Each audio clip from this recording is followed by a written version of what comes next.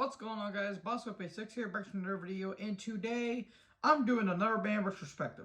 This time I am doing the masters of basically extreme metal and extreme thrash within itself, Slayer! Yes, that has to be done every time, even though they're officially retired. Man, what a discography this band has been through. You know, through the firings, tours, so many stuff that has been happening. So, kick back, grab a snack, folks. This is going to be quite a long one. They have about 12 albums.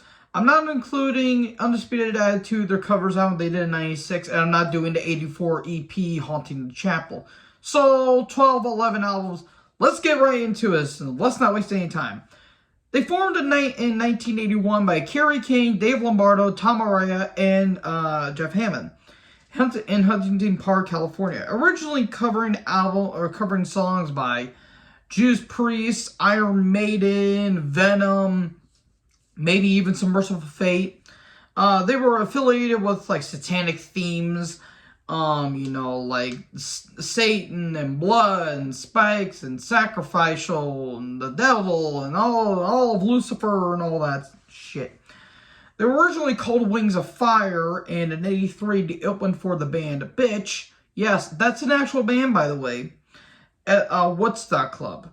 They were spotted by a young Brian Slagle, who would be the founder and owner of Metal Blade, and was impressed by a song they wrote on the Metal Massacre 3 compilation, Aggressive Perfector. Now, they were offered a contract by Metal Blade, and basically, with no budget, they self-financed. And from savings coming from Kerry King's dad and Araya being a respiratory therapist, they finally got enough money to record their debut album in December of 1983, Show No Mercy. This album is more of a tribute to their influencers, with some hits of, you know, new wave British heavy metal, some speed metal, even some thrash, but, you know, a lot of classic metal influences. Bands from, like, you know, the aforementioned Priest, Maiden, Motorhead, Venom, kind of Angel Witch-esque, some Merciful Fate worship. But, man, what a debut this is. This is actually quite a fun debut. You know, classics, you know, Black Magic, Die by the Sword, Antichrist, Cryonics is pretty cool, Metastorm, Face of Slayer, Evil Has No Boundaries. This is a pretty fun album. A little bloated, but they eventually will learn to cut the fat off and all that stuff. So yeah, pretty good stuff here. So after numerous amounts of touring, Kerry King joined Megadeth for a little bit, and Dave wanted Kerry to stay as a permanent member, but Kerry refused and offered to do a couple shows. Hence, you know, we're having that little feud going on because Dave likes to spark, you know, feuds with all the big four. I'm pretty sure he did a feud with Anthrax and we don't even know about it. So in June of 84, they did the aforementioned Haunting the Chapel EP, which has the classic Chemical Warfare, which has been a live staple till this day, honestly, even though they're retired. After, again, numerous amounts of tours, they hired producer Ron Fair, and in 1985, they released Hell Awaits. This is their most evil sounding album. Like, this is basically one of the most influential, if not the most influential death metal album, period. Like maybe aside from Death Scream Bloody Gore that came out in 87, this is kind of one of the first death metal albums, if you think about it. Even Possessed Seven Churches came out around this time, I think. It was still heavy thrash, just with guttural vocals. This album, I swear, you sound like you're going to go into hell just by listening to this. Blast beats, blazing guitar. Araya has that, you know, everything kind of sounds a little bit polished, except for Araya. You know, his bass sounds clean, but he sounds so immaculate. Like, it sounds echoey. And that really sets the stage. The title track, Kill Again. At Dawn They Sleep is so creepy and atmospheric. Praise of Death is just balls out insane. That is one of the most insane Slayer songs ever recorded in the band's career. And considering what's to come, that is saying something. Overall, this is a damn good sophomore follow-up. It's a bit better in my opinion, even though there wasn't a lot of standout tracks. It's only 7 songs long. But my God, those 4 songs, sweet nipple twisting Christ. Ooh. But I'm getting ahead of myself. So, after this album, they were offered a contract with Russell Simmons and Rick Rubin of Def Jam Recordings, which was mainly known for doing, hip-hop bands, kind of hardcore acts. Well, this would actually work in their favor. Because in 1986, they were released their famous album, and one of the most famous albums of all time, Rain and Blood. Good Lord in heaven. Nothing in 1986 sounded this heavy. I mean, seriously, take a look at the time frame. Go back to 1986 and name something that was even remotely as heavy as this. Yes, Metallica released Master of Puppets. Megadeth did Peace Sells. But, I guess you can say Sepultura with probably Schizophrenia. Was that 86 or 87? I think that was 87, I believe. Just, my God, this album is just insane. It's 28 minutes of just kick you in the teeth, take your money, steal your car, wreck your house, burn the children alive. Just insane riffs. It is one of the fastest albums you'll ever hear. The opening track, Angel of Death, very controversial. It talks about the Holocaust and all that good stuff. Piece by Piece, necrophobic. Altar of Sacrifice, that's my personal favorite track off the album. One of my favorite Slayer songs in general. Jesus Saves, there's a lot of hardcore vibes off of this. Sweet God Almighty. Dave Lombardo kicked on the 3rd gear on this album. Tom Araya just sounds like he wants to murder everyone. Criminally Insane, Postmortem. The title track, Raining Blood, is one of the most famous songs of all time. With that whole thunderstorm and I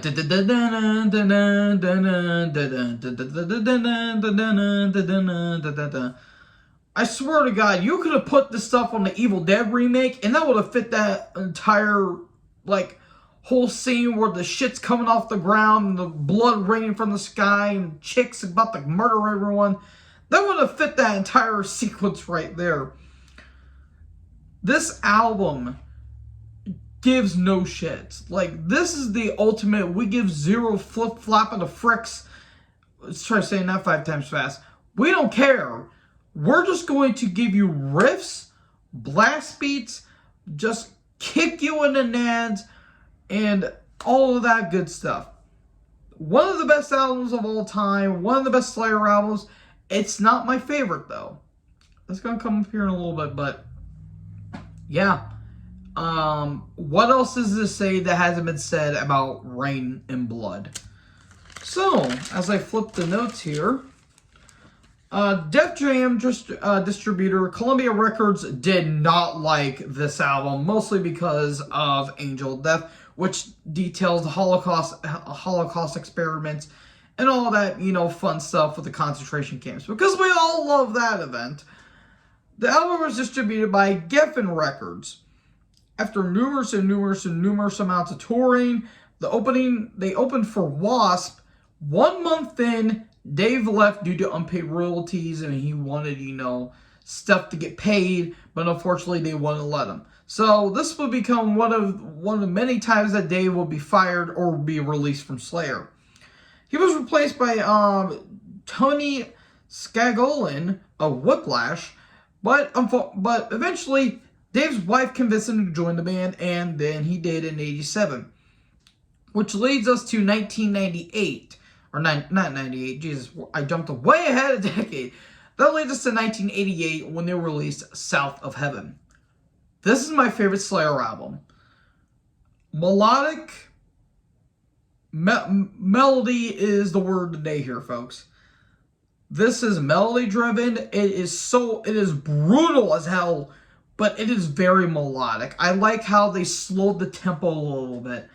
And my God, this is almost a greatest hits album. Like, if you were to put Rain and Blood and Angel of Death on this album, this would be a greatest hits of Slayer. You have the title track. Silent Scream is messed up, and it talks about, babies and children being disfigured, and it's messed up. It is so messed up. Behind a Crooked Cross, Mandatory Suicide, one of my, if not my personal favorite Slayer song of all time. Ghost of War, Read Between the Lines, that's kind of an underrated cut. Spill the Blood. They even did a cover of Dissident Aggressor. Tell me what is wrong about this album. Production is flawless. Dave Lombardo kills on this album. He is a speed freak. I love this album. This is one of my favorite thrash albums of all time. I don't know if it's my favorite of the big four. If you had to pull my hand and pull my arm to say which is better, this or Ride the Lightning, probably say Ride the Lightning just by a little bit, but this is some good shit right here, folks. Recommended? Oh, absolutely. This is as brutal as it's going to get. Check it out. So, at this time, they toured with Priest on the Ram It Down tour, and they returned to the studio with co-worker Andy Wallace.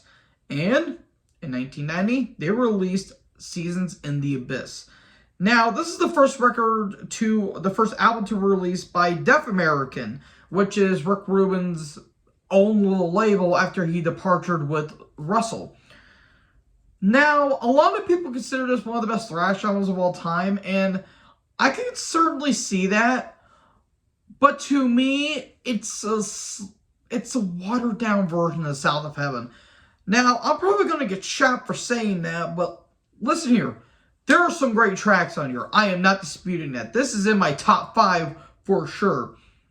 But to me, there are some songs don't really grab me. Like Blood Red and Expendable Youth don't really do much for me. With that being said, most of the songs here kick ass, and they will be in my regular rotation. War Ensemble is a live staple to this day. Spirit in Black, Dead Skin Mask. It talks about it's inspired by Ed Gein, that inspired Texas Chainsaw Massacre. What is wrong? Tell me what's wrong about that. The title track, legendary. Born of Fire has an awesome chorus. But to me, there's a couple tracks that really do it for me. That being said, this is a classic for Slayer, and it's a classic for every band. Is it my favorite from 1990? No, that certainly goes to Painkiller, but I digress. This is a good album. Really, really, really good album. I just think it's a slightly less better version of South of Heaven to me.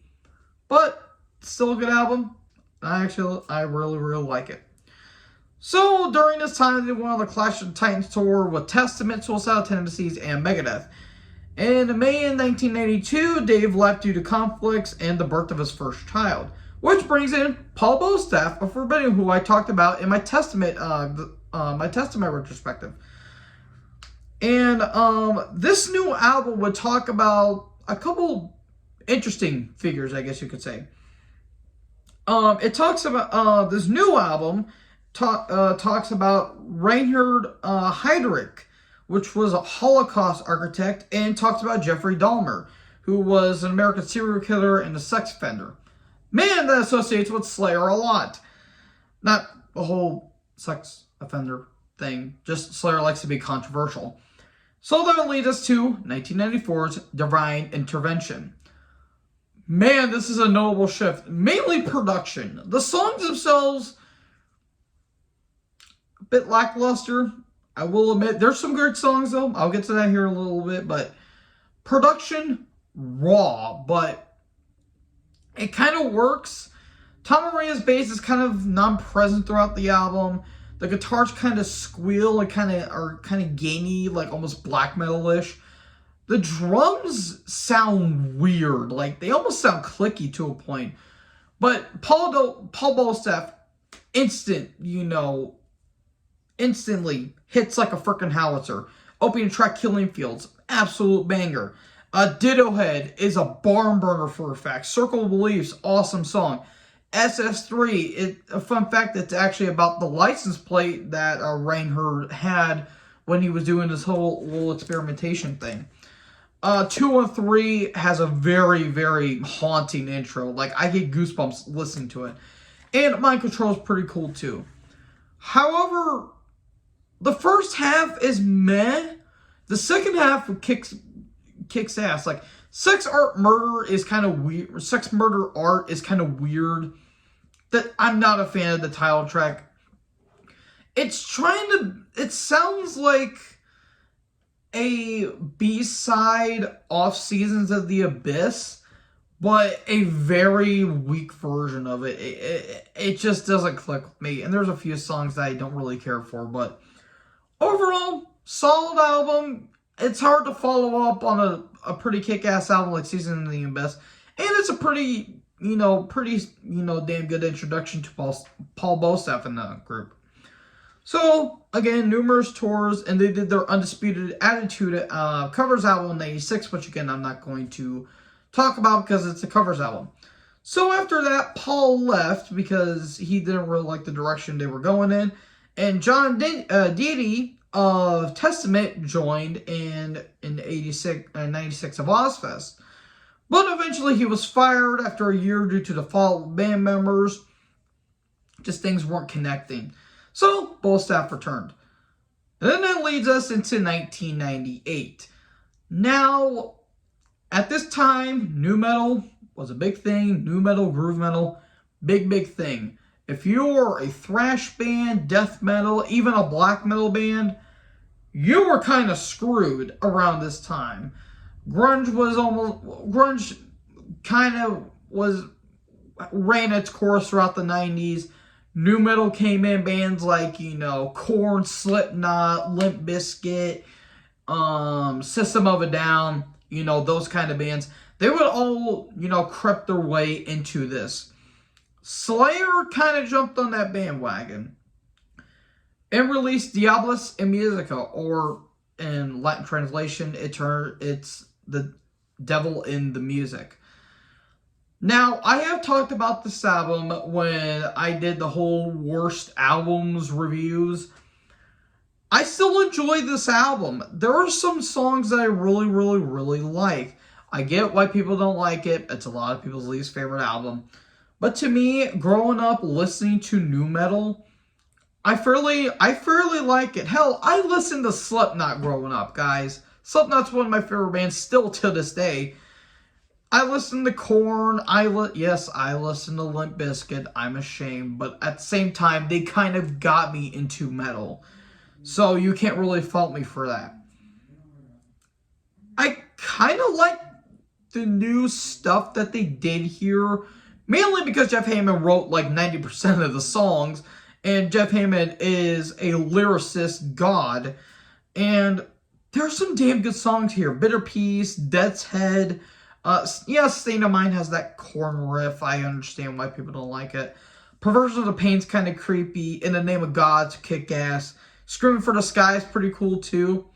Again, there's some songs I do not like Overt Enemy it's dumb. I don't really care for it. Scrum, Point, I don't care about those.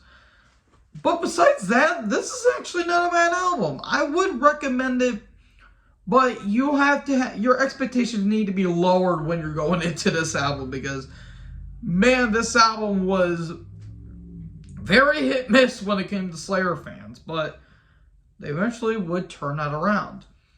After touring in mid-2001, they finally went back into the recording studio and touring with bands like, Pantera, Machine Head, White Zombie, and all that stuff.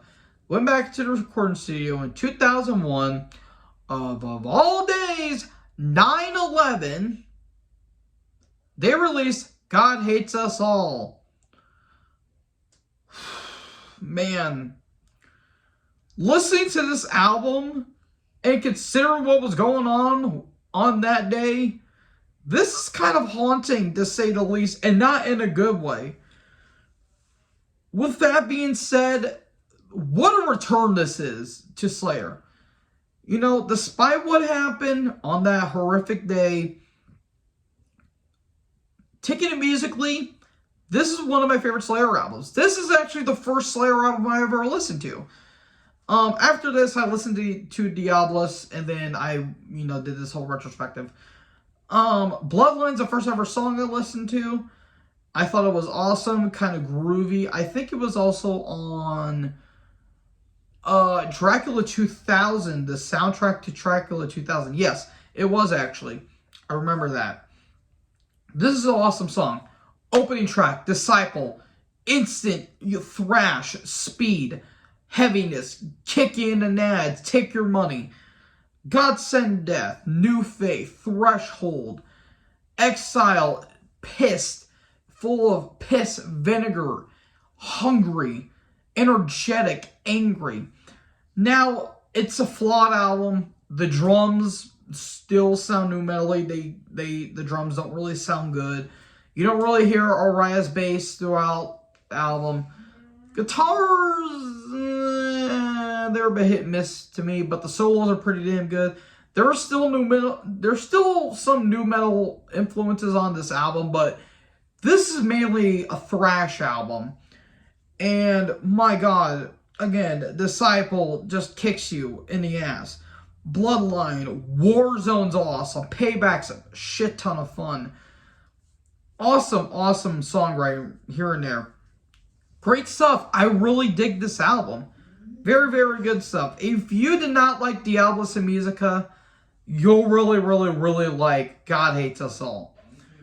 Fortunately, this didn't last long, because after touring a lot, Paul Bostaph left before Christmas in 2001 due to a chronic elbow injury.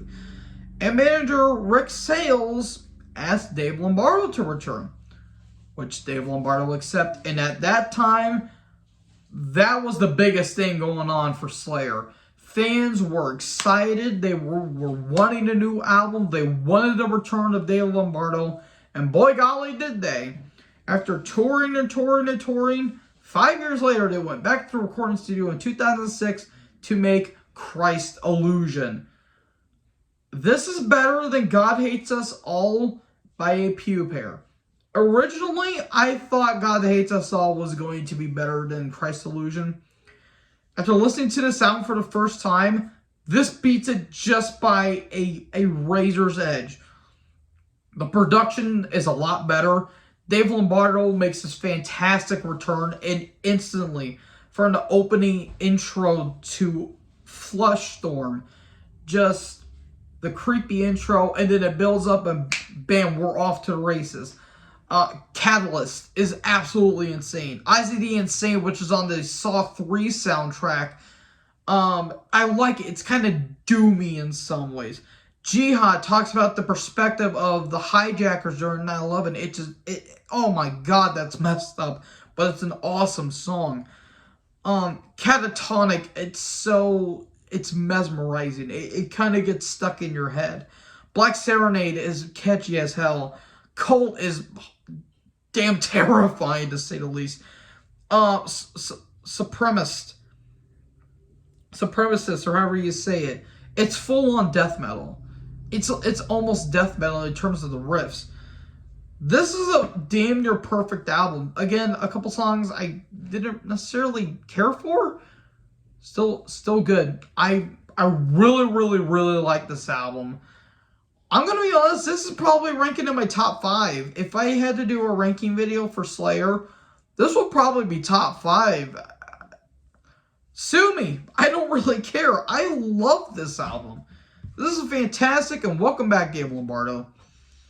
So, after this, they did the Unholy Alliance tour on June 6th, but it was postponed to June 10th due to Ariah undergoing gallbladder surgery. And after numerous tours, they went back to the studio in 2009 to release World Painted Blood. Okay, I like Rick Rubin. He's also a major wrestling fan. His production's very hit and miss with me.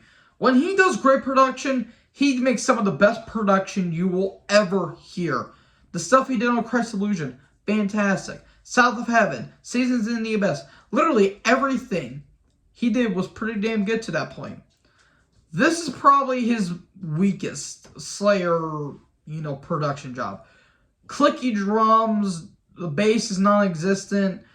It kind of sounds too loud, but I kind of enjoy it in some ways.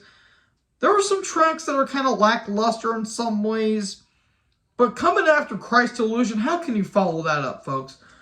Some pretty good tracks here. The title track's pretty creepy, and I like it. Unit 731, Hit Worldwide's my favorite off the album. I just like, it's like dun dun dun dun dun. Like you can feel Lombardo beating the shit out of those skins, even though the production sucks. Cacophony Red's pretty cool. Public Display of Dismemberment's pretty cool groove.